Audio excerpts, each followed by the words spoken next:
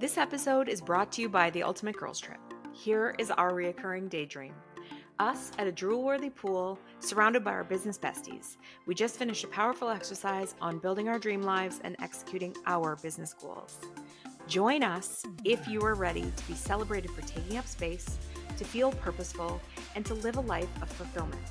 Go to proofitspossible.com for more info.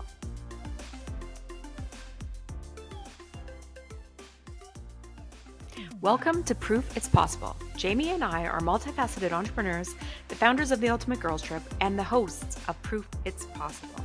Jamie and I are also sisters, best friends, and complete opposites, but somehow we always manage to stay on the same team. Join us every week to hear our thoughts on all things entrepreneurship, friendship, family, pulp culture, and more. Hi guys, today we are chatting about a 10 out of 10 life. How do you get to live a 10 out of 10 life, and what does that even mean? For me, what does it mean is sort of question number one, because we're not all going to have the same list. For me, a 10 out of 10 life means that I feel fulfilled. I feel like my life has purpose, that I have enough fun, that I have enough socializing, that I have enough family, that I have enough love. It's like every element of my life has reached the 10 out of 10 status. So there's not an area of my life where I'm like, oh, I'm totally compromising and this is sitting at a 6, but it's okay for now. And it's not like, oh, your life has to be perfect. But I do think that the pillars of your life need to be 10 out of 10.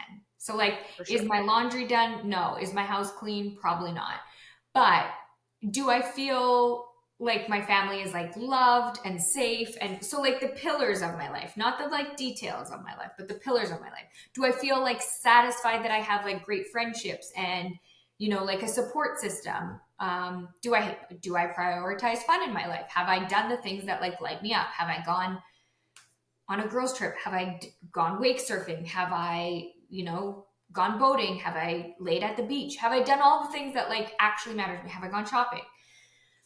The things that matter to me, have I done all of those things? And so for me, a 10 out of 10 life means that the things that are really important to me, I have made time for, and I have reached that 10 out of 10 status. What does it mean for you? See, I'm really similar in that I need the right balance of prioritizing my important areas. So that's obviously family, work's on track, my health, my spiritual health, all of those things. I'm learning, I'm growing, on and on and on. But I also think that to break it down to a more bite-sized way of looking at it, or I've had to change. If I want a 10 out of 10 life, I've had to start saying no.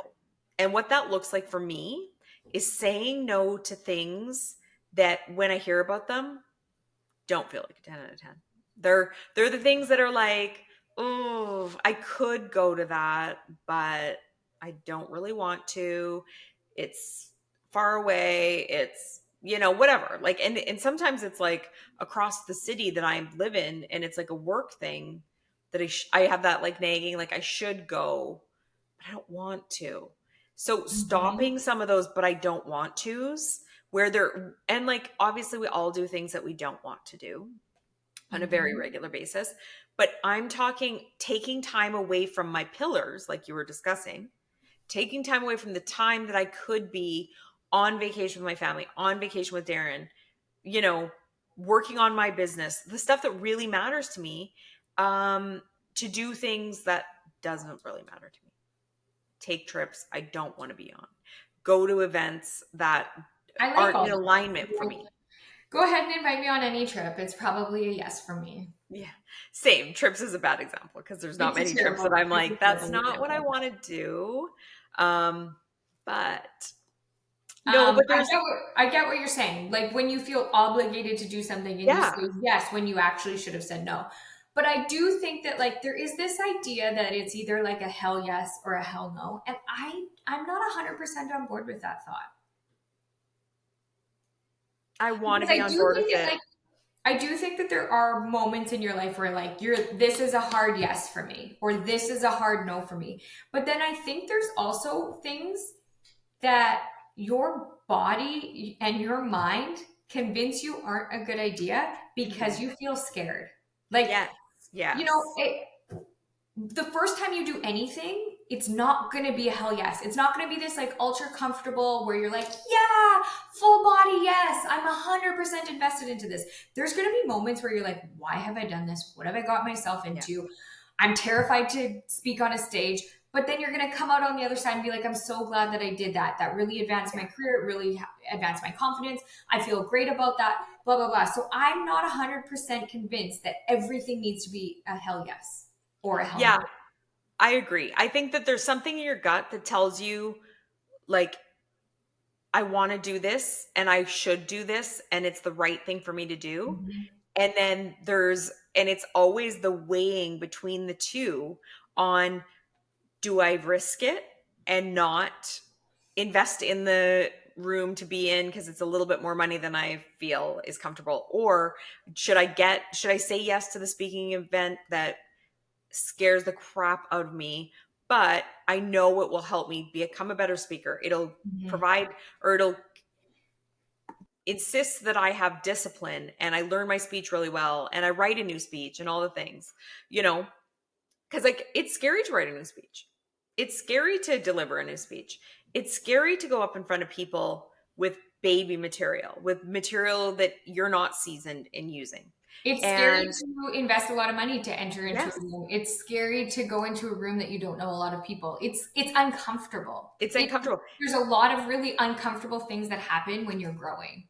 Exactly. Well, and like I spoke with somebody recently about writing a book, and she really wants to write a book. And so she was asking me about the process and, you know, and I said to her, "You need to write this book. It's a really important book to write."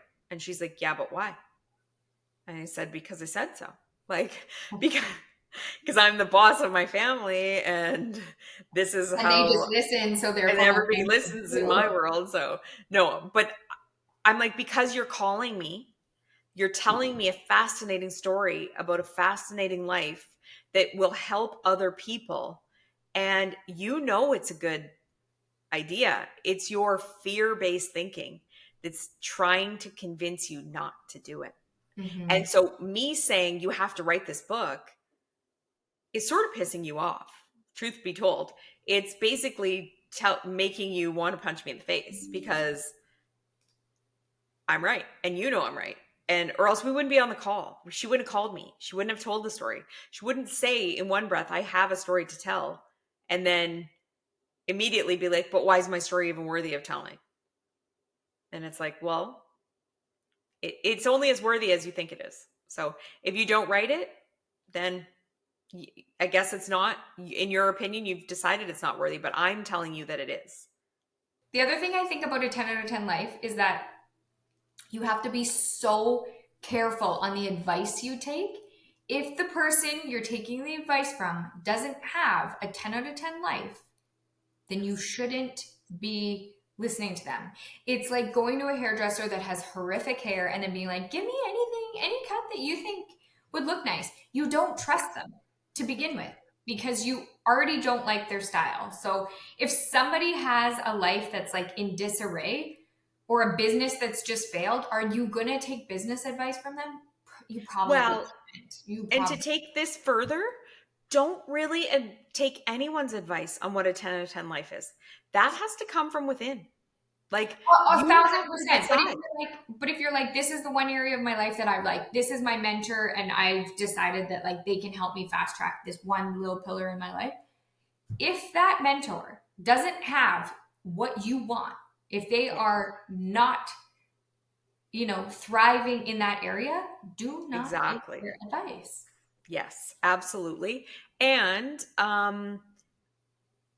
going back to what a 10 out of 10 life looks like, it is so personal. And the reason that you can't just blindly pick a guru to listen to and take in what their ideas of what should be or is or whatever, is because no two people are alike. Like no two people are exactly the same. Jamie and I are best friends. Jamie and I have a lot of things in common. We both love a lot of the same stuff. So like trips might make it onto our both of our list and travel. But what Jamie needs for her family and what I need for my family without children, different 10 out of 10. Different Mm-hmm. 10 out of 10. And although I can like bounce my ideas off of her and she can bounce her ideas off of me and I can agree with her 10 out of 10 for her, the right people in your world will let you have your own list. They will let Mm-hmm. you make your own list and live out your own list in your own way, you know? Mm-hmm. Um, and if they don't, that's like an alignment problem. And it's fine if they're a distant friend or family member or whatever. But if they're adamant that your 10 out of 10 list isn't doable, it's a like who you surround yourself with Mm-hmm. problem. And you need like-minded people who at least are supportive of your list. 1,000%. I also believe that for a full 10 out of 10 life, you don't just get to say like, oh my, like my family's really good and content. Like you don't just get to hand pick two areas and be like, I'm really good in these two areas. Yes. Therefore, I don't need anything else. And I think we've gotten into a society of like a little bit of like martyrdom where it's like wanting for more makes you bad for some Yes. reason. Like if you have a family that loves you, that should be enough. If you have a job that like pays Pays for the your food bills. and groceries or your Yeah. groceries and your house, then that's enough. Like, and somehow Mhm. wanting more than that is made you some kind of a monster. And I just am like, I will not subscribe to that. I think that if you want 10 vacation homes, then let that be your dream. Don't let anybody convince you that that's like a bad thing. If, For sure. like, if you want Well, whatever and it those is, are like huge. whatever, Yeah, what? like those are huge things. But like for me, for instance, I won't always pay to fly first class. That said, sometimes I will. And on certain trips, I will. Because to me, it's like this trip is important to me, or this trip is not overly important to me. And the airline sent me an offer for $60 or $70 or $150, and I can upgrade a 10 out of 10 experience if I'm making my list is only first class travel. That's what I want. That or better. So that or private. Those are the things. So because I'm not getting private at this point, what I love about first class is that I can sit in first class and I can work because I have more room and it's easier for me to like get my computer out and have more mobility because I'm not squished into a seat. And so that is important to me. Whereas, like, the next person might never put that on their list. And it's not having 10 homes or something like that feels impossible to most people. It's making micro decisions on how would like every situation be elevated, be that one level up. Yeah, that was maybe an extreme example, but for me, it's that like mentality that wanting more makes you bad. Whether that's Yes, 10 it homes or does. that's a first class ticket or it's Yeah. flying private or it's getting the Mhm. minivan right off the lot. Like, I don't know what your like dream in Dream. life Yeah. is, but it doesn't make you bad if you want more than what you currently have. Absolutely.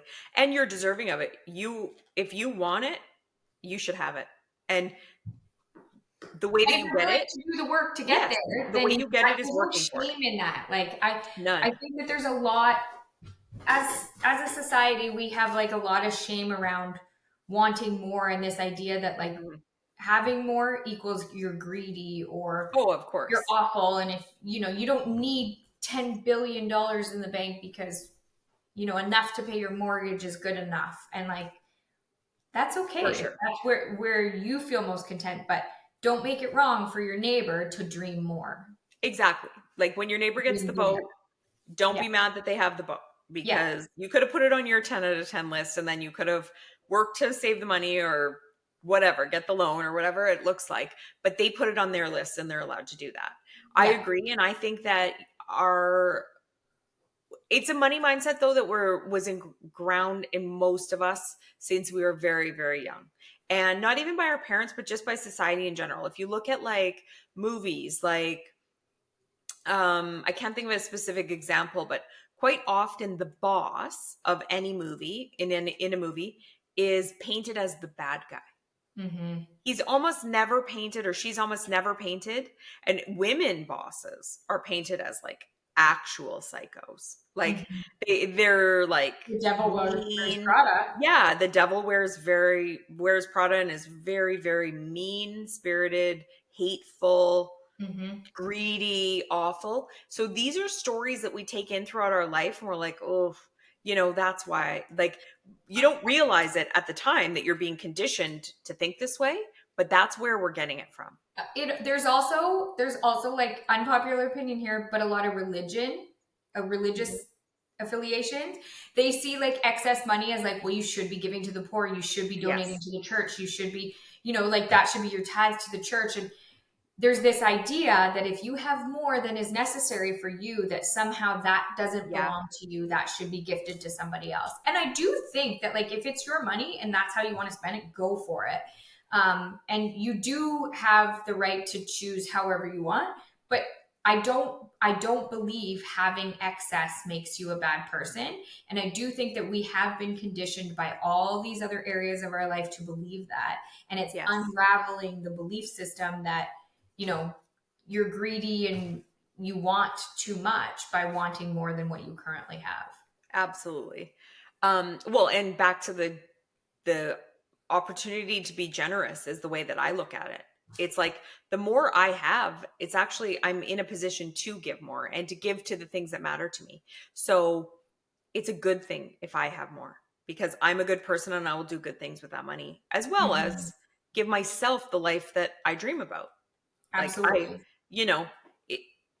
it's true. You can reframe and put yourself into the like mindset that absolutely having more puts you in an opportunity to help more.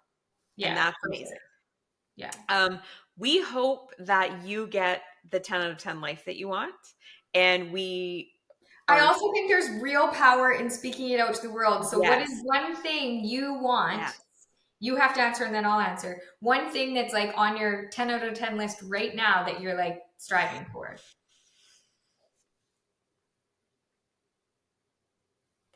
I don't know. There's so many things. I can't even pick one. For me, I always want, like exactly what I was just saying. I always want more cash for more opportunity, because I know that the more money that flows to me, the bigger things I can do for myself, for others, for everything. So like pick one little thing you're working towards. That I'm working towards? It doesn't have to be little. One thing you're working towards, or like you're like, that's next on my like 10 out of 10 life. I want to do that.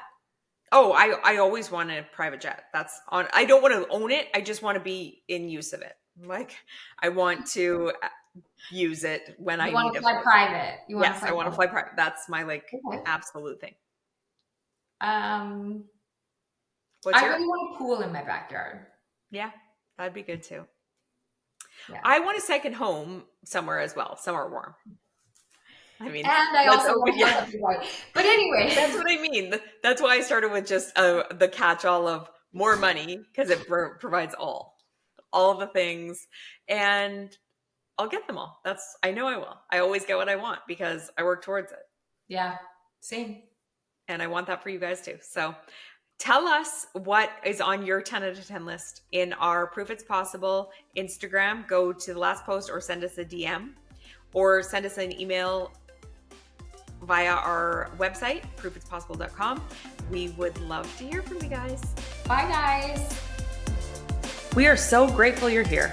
It would mean the world to us if you'll subscribe to our podcast and YouTube channel and leave us a review. If you want to hear more from us, go to proofitspossible.com to join our mailing list and find our social links so you don't miss a thing. Thanks, and chat next time.